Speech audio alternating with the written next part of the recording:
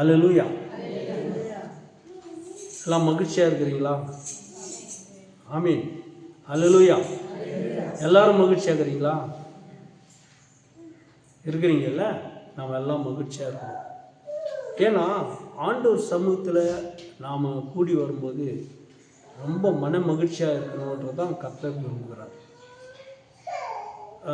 வெறும் ஆராதனைக்கு ஆண்டவருடைய சமூகத்தில் கூடி வரும்போது மாத்திரமில்லை, கர்த்தருடைய பிள்ளைகள், ரட்சிக்கப்பட்டிருக்கிற எல்லா பிள்ளைகளும் வாழ்நாள் முழுதும் சந்தோஷமாக இருக்கணும், மகிழ்ச்சியாக இருக்கணும். எந்த நேரமும் எப்போதும் எல்லா சமயங்களிலும் நாம் ஒரு மன மகிழ்ச்சியை காத்துக்கொள்வது நல்லது. இப்போ கூட நான் பேசினே இருக்கிறேன், எல்லோரும் இன்னும் இருக்கிறீங்க. என்ன கொஞ்சம் ஒரு முகத்தில் ஒரு புன்னகை இல்லை, ஒரு கலர்ச்சி இல்லை, முன்னுக்கிறீங்க. அல்லேலூயா, அல்லேலூயா. கொஞ்சம் சிரித்துதான் சொல்லுங்களேன். சரி. அப்போது எப்பவுமே நம்ம சந்தோஷமாக இருக்கணும்னு தான் கர்த்தர் நம்மளை என்ன செய்திருக்கிறாரு, அவருடைய பிள்ளைகளாக நம்மை தெரிந்து கொண்டிருக்கிறார். அவருடைய பிள்ளைகளாக நம்மை அவர் அரவணைத்து கொண்டிருக்கிறதுனால கர்த்தருடைய பிள்ளைகள் நம்ம எப்பவுமே மகிழ்ச்சியாக சந்தோஷமாக இருப்பது நல்லது.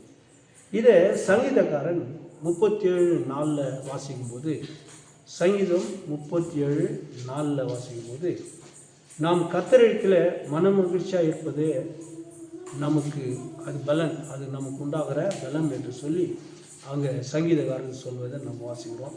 எடுத்து வாசிங்க 37:4.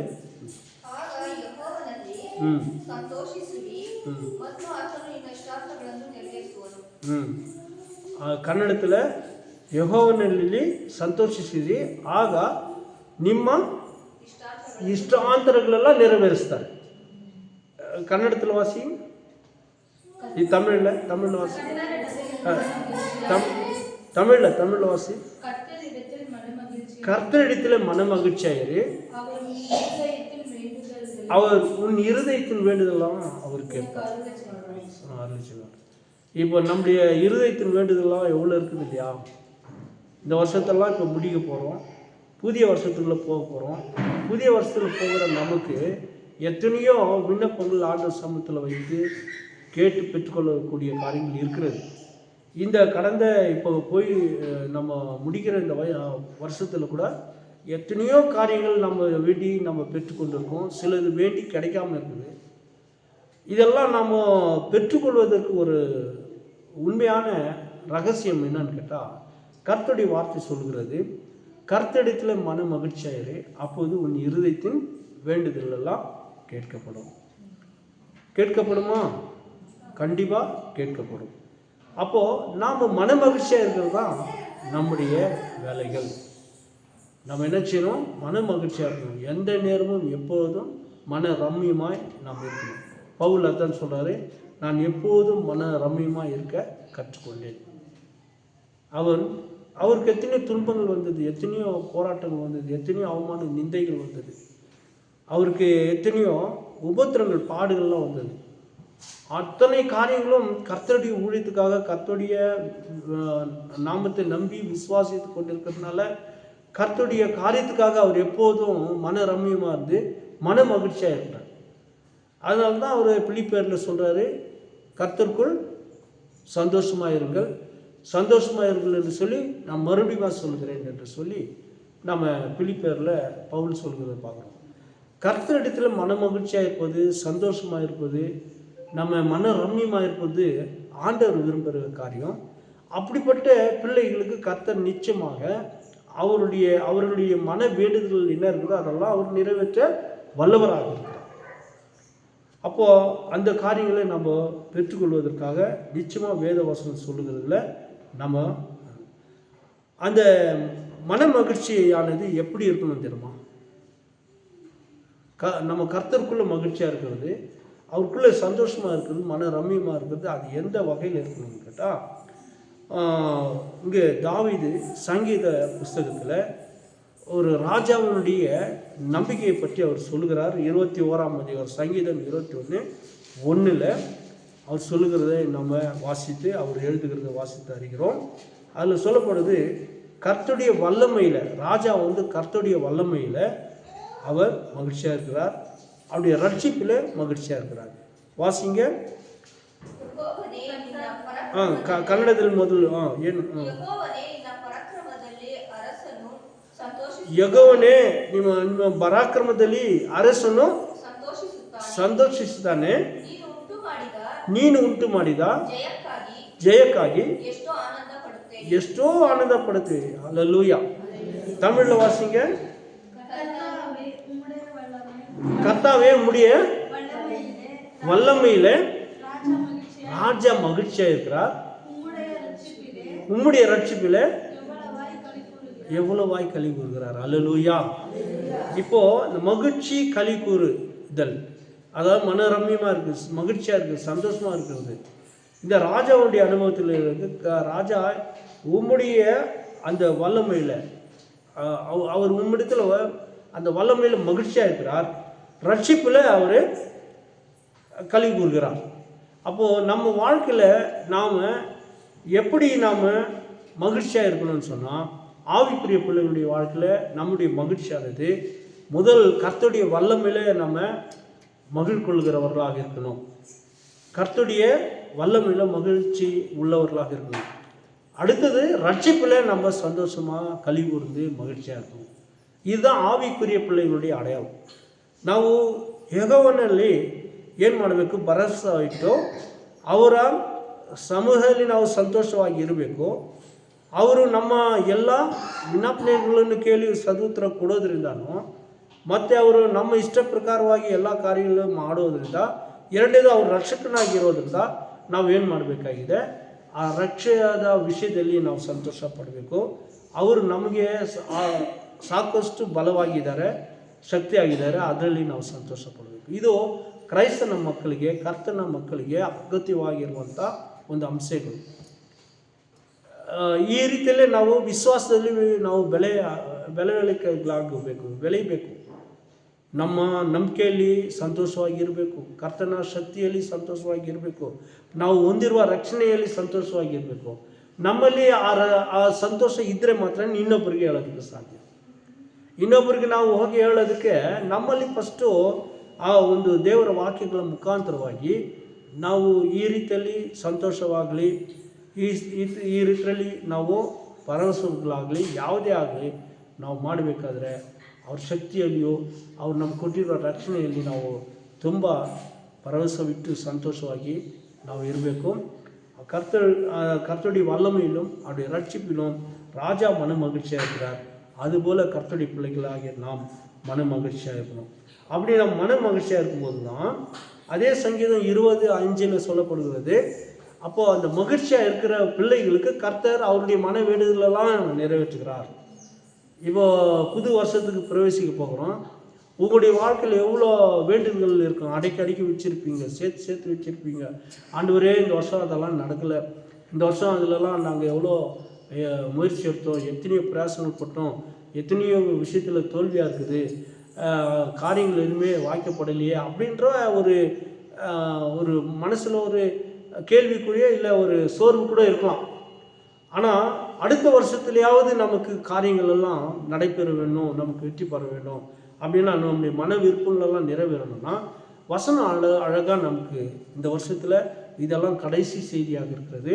இந்த செய்தியிலேருந்து நம்ம பார்க்கும்போது இங்கே அந்த ராஜா எப்படி கர்த்தருடைய வல்லமையிலும் அவருடைய ரட்சிப்பில் சந்தோஷப்பட்டு களி கூறுகிறாரோ, கர்த்தருடைய பிள்ளைகளாகிய நாம் நம்முடைய விசுவாச வாழ்க்கையில் கர்த்தருடைய வல்லமையையும் அவருடைய ரட்சிப்பையும் ருசி பார்க்குற நாம் அதில் சந்தோஷமும் நம்ம களி கூர்ந்து மகிழ்ச்சியாக இருக்கிற ஒரு காரியத்தில் நம்ம இருக்கும்போது கண்டிப்பாக நம்முடைய மன விருப்பங்களை, நம்முடைய வேண்டுதலை கர்த்தர் கேட்கிறார்.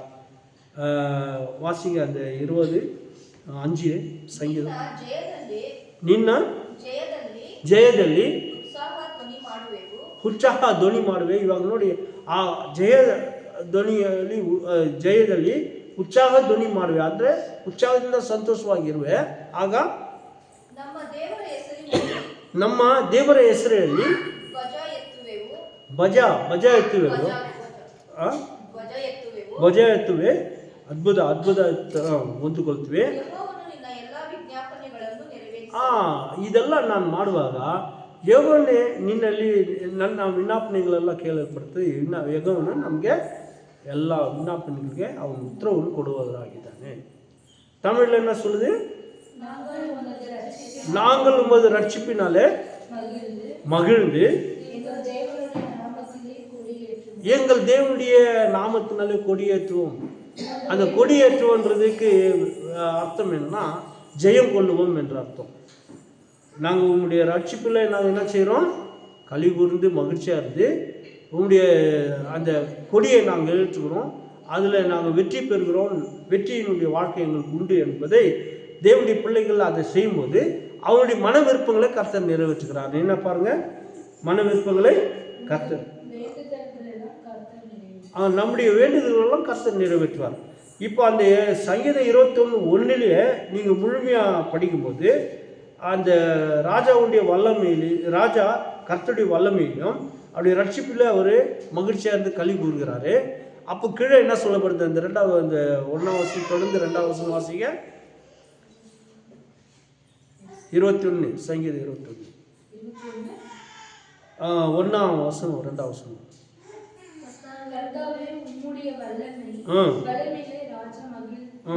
அதெல்லாம் பார்த்துட்டோம், அதுவும் பார்த்துட்டோம். இந்த மாதிரி அவருடைய வல்லமையிலும் அவருடைய ரட்சிப்பிலும் ராஜா மகிழ்ச்சியும் கலிகூர்ந்து சந்தோஷமாக இருக்கிறது நிமித்தம் அந்த ராஜாவுடைய மன விருப்பங்கள் வேண்டுதலாம் கர்த்தர் நிறைவேற்றுவார். அந்த மன விருப்பம் பாருங்கள் என்னென்ன இருக்குது. மன விருப்பம் அந்த ஆண்டவர் கேட்டு பதில் கொடுக்குறது. ஒன்று மன விருப்பம், அடுத்து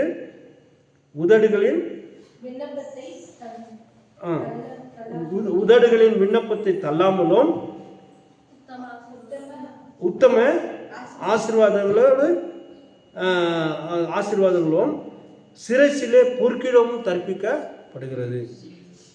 இதெல்லாம் அதில் இருக்குது. மன விருப்பத்தை, அதாவது நம்முடைய வேண்டுதலை கேட்குறாரு. அதே 20ஆம் அதிகாரத்தில் 4வது வசனம் வாசிங்க. அதில் இருக்கும் பாருங்க, சந்தோஷமாக இருந்து உங்கள் மன விருப்பத்தை கர்த்தர் நிறைவேற்றுவார். 20ஆம் அதிகாரம் அதில் சங்கீதம் 20:24 ಅವನು ದೀರ್ಘಾಯುಷ್ಯ ಬೇಡಿಕೊಳ್ಳಲು ನೀನು ಯುಗ ಯುಗಾಂತರಗಳ ಆಯುಷ್ಯನ್ನು ಅನುಗ್ರಹಿಸಿದ್ರಿ. ದೀರ್ಘಾಯುಷ್ಯ ಆಯುಷು ಎಲ್ಲ ಕೊಡ್ತಾರೆ. தமிழ் வாசிங்க. அவர் உங்கள் மனது விருப்பத்தின்படி உமக்கு தந்தரளி உன்னுடைய ஆலோசனைகள் எல்லாம் நிறைவேற்றுவாராக. அல்லேலூயா. அப்போது நம்முடைய ஆலோசனை கூட கர்த்தர் நிறைவேற்றுகிறார். நம்முடைய மன விருப்பத்தின்படி செய்கிறார். ஆனால் ஏன் இந்த வருஷத்தில் நமக்கு சில காரியங்கள் நடக்கலை அப்படின்னு கேள்வியோடு மனசோர்வோடு இருந்திருப்பேன்ல, அது காரணங்கள் என்ன? இதுதான் காரணம். என்ன இல்லை, கர்த்தருக்குள்ள மகிழ்ச்சியாக இல்லை, அப்படி வல்லமையை நம்ம ருசி பார்க்கல, அவருடைய ரட்சிப்பில் களி கூர்ந்து ரட்சிப்பை நம்ம சரியானபடி உணர்ந்து பார்க்கல, மற்றவர்களுக்கு இது சொல்லலை. நம்ம லைஃப்பில் எதையோ நம்ம என்ன பண்ணுறோம், அப்படியே என்னடா இது வாழ்க்கை அப்படின்றலாம் சோர்ந்து போய் வாழ்ந்துருக்குறோம். இல்லைன்னா எல்லாமே ஃபஸ்ட்டு ப்ரிஃபரன்ஸு நம்முடைய வயிற்று பாடுகளுக்காக தான், பிழைப்புகளுக்கு தான் கொடுத்துருக்குறோம். கர்த்தருக்குன்னு ஒரு நேரங்களோ ஒரு காரியங்களோ சேர்த்துக்கு அப்புறம் என்ன பண்ணுறோம், வாய்ப்பு இருந்தால் பார்க்கலாம், இல்லைன்னா இல்லை. இதெல்லாம் நடக்குதா இல்லையா? வாய்ப்பு இருந்தால் ஓகே, இல்லைன்னா இல்லை. கேட்டால் இல்லை, எனக்கு நிறைய வேலை இருந்தது. இப்போது எவ்வளோ பேர் இந்த வருஷத்தில் ஆராதனை கட் பண்ணிக்கினாங்க. கேட்டால் அவங்க ஒரே ஒரு வார்த்தை சொல்கிறாங்க, எங்களுக்கு வேலை இருந்துச்சு, நாங்கள் இங்கே போகணும் அங்கே போகணும், எங்கள் குடும்பங்களில் என்ன வளக்காப்பு செய்கிறாங்க, எங்கள் குடும்பத்தில் ஒரு ஃபங்க்ஷன் இருக்குது கூப்பிட்றாங்க. இதுக்கு நிறையா நம்முடைய சபையிலே நிறையா குடும்பம் இந்த மாதிரி நேரங்களை வேஸ்ட் பண்ணாங்க. நான் அப்போ கேட்க போய் என் மேலே வருத்தமாகப்பட்டாங்க. நம்ம முதலாவது தேவனுடைய ராஜ்யமும் அதனுடைய நீதியை தேடும்போது பின்பு எல்லாம் கர்த்தர் கூட்டி கொடுப்பார். அதுதான் நம்முடைய அழைப்பு, நம்முடைய விசுவாசம், நம்முடைய நம்பிக்கை. அதுதான் கர்த்தர் மேல் பாரத்தை வைத்துவிடு, அவர் உன்னை ஆதரிப்பார். கர்த்தரால் ஆகாத காரியம் ஒன்றே இல்லை. அவர் சொல்லாகும், அவர் கட்டளையிட நிற்கும். இப்படி இருக்கும்போது கர்த்தரை விசுவாசிக்கிற நம்முடைய வாழ்க்கையில் இந்த வருஷத்தில் ஏன் நிறைய காரியங்கள் நமக்கு கிடைக்காம தோல்வி அடைந்திருக்கிறோம் அப்படின்றதெல்லாம் நாம் கொஞ்சம் திரும்பி பார்க்கும்போது ஆண்டவர் இந்த வசனத்தை நமக்கு இந்த நாளில் கொடுக்குறாரு. ஒன்றும் இல்லை, நம்முடைய மன விருப்பங்களெல்லாம் நம்முடைய வேண்டுதலெல்லாம் கர்த்தர் அவர் நிறைவேற்றுவதற்கு வாக்கு கொடுக்குறார். நம்ம மன ಆಸೆಗಳು ನಮ್ಮ ಏನೇನು ನಮ್ಗೆ ಅಗತ್ಯಗಳಿದೆ, ನಮ್ಮ ವಿಜ್ಞಾಪನೆಗಳೆಲ್ಲ ಏನಿದೆ ಅದಕ್ಕೆಲ್ಲ ಕರ್ತನ ಉತ್ತರ ಕೊಡ್ತಾರೆ. ಆದರೆ ನಾವು ಅವರ ಒಂದು ಆಜ್ಞೆಗಳಿಗೆ ನಾವು ಏನಾಗಬೇಕು, ಗಮನ ಇಡಬೇಕು. வேறு ஒன்றும் அவர் நமக்கு கொடுக்குற அந்த கட்டளை, அவர் கொடுக்குற நமக்கு அந்த பெரிய காரியம் பெரிய பாரமானது இல்லை. நீங்கள் வாரம் முழுதும் நல்லா சம்பாதிங்க, நல்லா எங்கே எது வேணாலும் நீங்கள் பாவத்தை தவிர மற்றதெல்லாம் நீங்கள் நல்லா அனுபவிச்சு வாரத்தில் ஒரு நாள் ஆண்டவர் சமூகத்தில் இல்லை உங்கள் குடும்பத்திலே நீங்கள் வீட்டில் இருக்கும்போது குடும்ப ஜபம் நடத்துங்க. குடும்ப ஜபம் அந்த நேரம் வரும்போது ஒரு நாளெல்லாம் எங்கெங்கே போயிட்டு வரீங்க, எல்லாம் குடும்பத்தில் உட்காந்து குடும்பமாக ஜபம் பண்ணுங்க. உங்கள் தனிப்பட்ட ஜபம் காலையில் அதிகாலையில் எழுந்துருங்க, ஜபம் பண்ணுங்க, தேவனுடைய வார்த்தையை விசுவாசிங்க. அன்றைக்கி என்ன வசனத்தை கொடுக்குறாரு அந்த வசனத்தைப்படி கர்த்தர் இன்னைக்கு செய்வார்னு விசுவாசிங்க.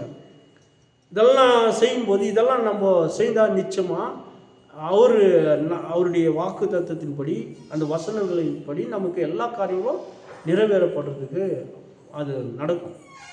அது வேணால் இந்த புதுசாக இப்போ கடந்ததெல்லாம் போச்சு, இந்த புது வருஷத்துக்கு வரீங்களா, வரும்போது இந்த தீர்மானத்தை எடுத்துகிட்டு கடைசி வரைக்கும் இந்த ஒரு தீர்மானத்தில் கவனத்தை செலுத்துங்க. கர்த்தருடைய வல்லமை, கர்த்தருடைய ரட்சிப்பு, கர்த்தருடைய மகத்துவம், கர்த்தருடைய பராமரிப்பு, கர்த்தருடைய அன்பு, கர்த்தருடைய கிருபை, கர்த்தருடைய இரக்கம், கர்த்தருடைய தயவு நம்மை தாங்கி கொள்கிறது.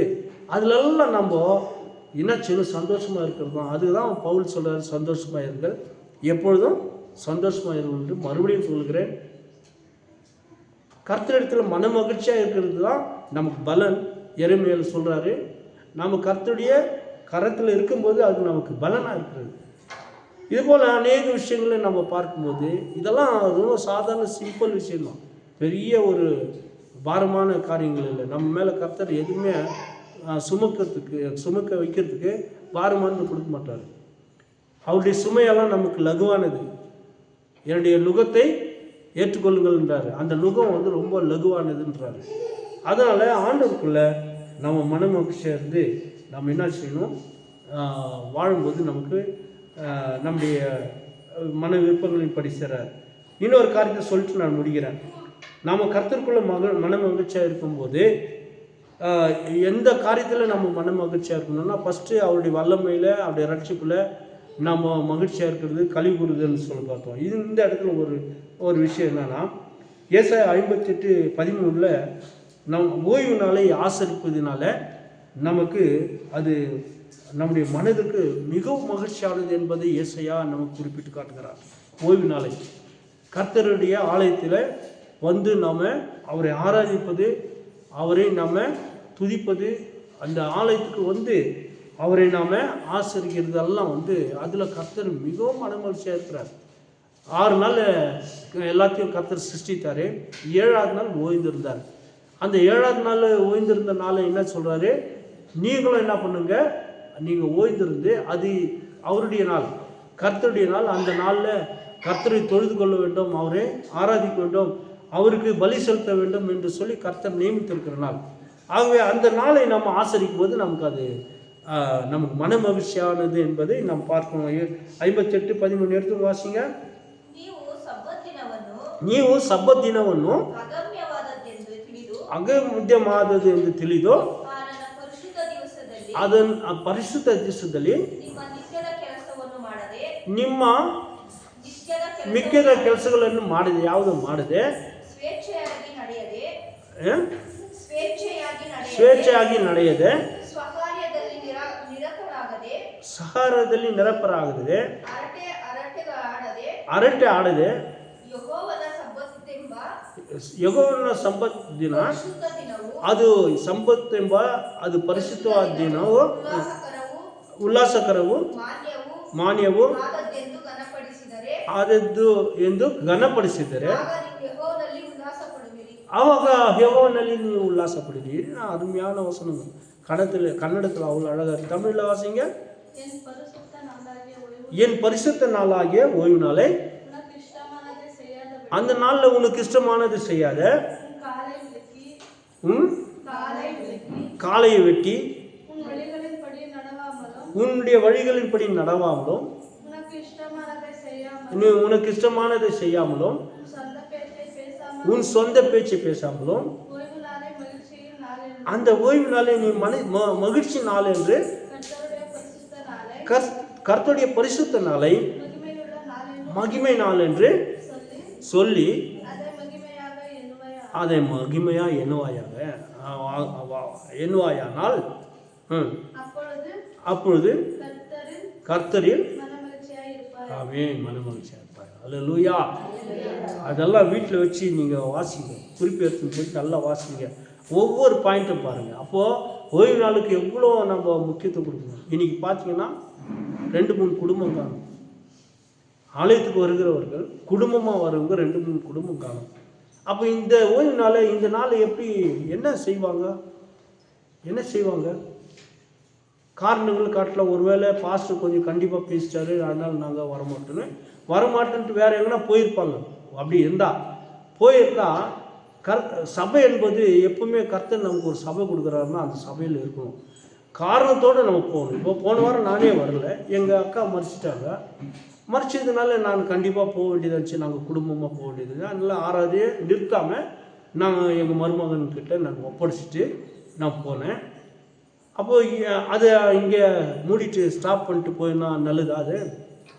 அது மாதிரி நமக்கு வரும் சில நேரத்தில் ஞாயிற்றுக்கிழமை நம்ம ஆராதிக்கிற சமயத்தில் தடைகள் வரும். அது முக்கியமான காரணங்கள் இருந்தால் அது கர்த்தர் அந்த நியாயமானது ஏற்றுக்கொள்வார். எதுவுமே இல்லாமல் அதான் நான் அப்பயே சொன்னேன், வளக்காப்புக்கு போயிடுறது, அந்த குடும்பங்களில் நிகழ்ச்சி இருந்தால் போயிடுறது. அப்புறம் எனக்கு சரியாக வேலை இல்லாததுனால அன்றைக்கி அவசரமான வேலை இருந்துச்சு, வேலைக்கு போயிட்டேன், என்னுடைய பிஸ்னஸை நான் பார்த்துக்கிட்டேன். இதெல்லாம் இங்கே சொந்த பேச்சு கூட பேசக்கூடாதுன்னு சொல்லப்படுது. ரொம்ப ஜாக்கிரதையாக இருக்கணும். நான் பிரசங்கம் பண்ணுறேன், இப்போ என்னையே நான் ஆராய்ச்சி பண்ணி பார்க்க வேண்டியதாக இருக்குது. தேவனை ஆராதிச்சுட்டு ஓய்வு நாளில் என் வார்த்தைகள் எப்படி இருந்திருக்குதுன்னா, ஒருவேளை இந்த வசனத்தை வாசிக்கும் போது தான் தெரியுது ரொம்ப ஸ்ட்ரிக்டாக கரெக்டாக இருக்கணும்னு போல்.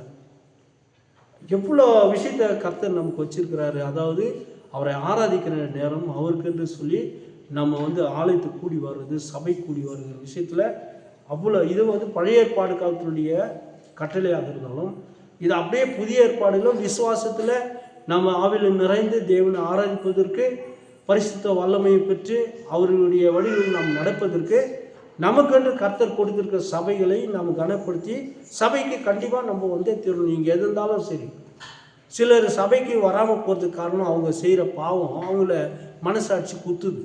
அடனே நம்ம இந்த பாவத்தை சேருமே, அப்புறம் போய் அங்கே எப்படி ஆராதிக்கிறதுன்றது அதுலேயும் சிலர் வராமல் இருப்பாங்க. இப்படியெல்லாம் நிறைய விஷயங்கள். இதை மாற்றிக்கிட்டு கர்த்தருடைய ஆலயத்தில் நாம் என்ன பண்ணணும், கர்த்தரை ஆராதிப்பதற்கு முதல் எடுக்கணும். அப்படிப்பட்ட ஒரு நிலையில் இருக்க மனுஷன் அவன் சந்தோஷமாக இருப்பான். அதே 58:14 வருஷம் 13 வாசனைகளில் அந்த 14வது வசனத்தில், பூமியின் உயர்ந்த இடம் தகப்பனாகிய யாக்கோபின் சந்ததியரால் உன்னை போஷித்து நடத்தப்படுவாய். அல்லேலூயா. நம்ம என்ன பண்ணுவோம், பூமியில் ஒரு உயர்ந்த இடத்திலும் நம்முடைய தகப்பனாகிய யாக்கோபின் சுதந்திரத்தாலே நம்மை கர்த்தர் போஷித்து நடத்துவதற்காக இருக்கிறார். அல்லேலூயா.